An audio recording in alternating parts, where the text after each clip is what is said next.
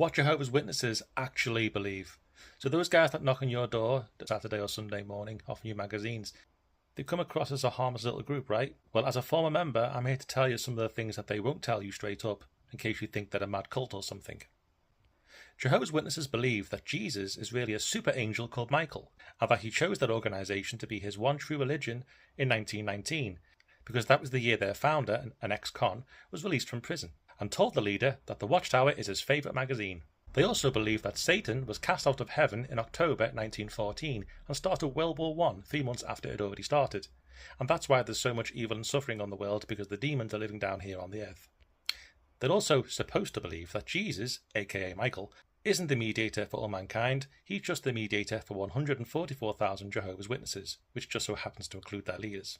And that by only becoming a Jehovah's Witness and obeying the governing body can you have the hope, and only a hope, of surviving Armageddon, which has been just around the corner since 1875.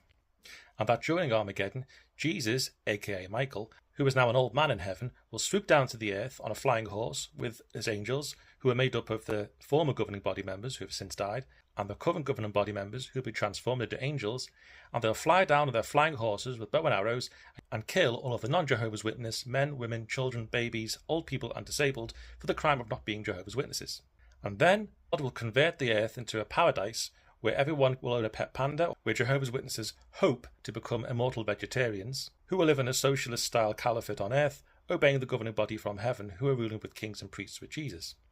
There'll be fruit, an abundance of fruit and vegetables, because billions of dead bodies are underground fertilizing all of the crops. And all you have to do to get there is to study the Bible with Jehovah's Witnesses, which is really just a study of their literature,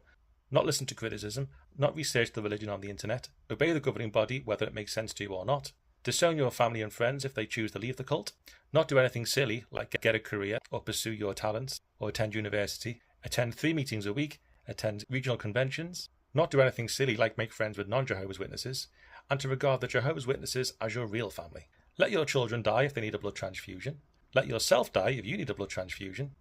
Not celebrate birthdays, not celebrate Christmas, not attend the wedding of a non-Jehovah's Witness to a Jehovah's Witness, not question the leaders, not question the literature, not partake of the memorial emblems, even though Jesus told you to, and tell everybody that you're really happy even if you're suffering from depression. Now, does that sound like the kind of religion you want to join?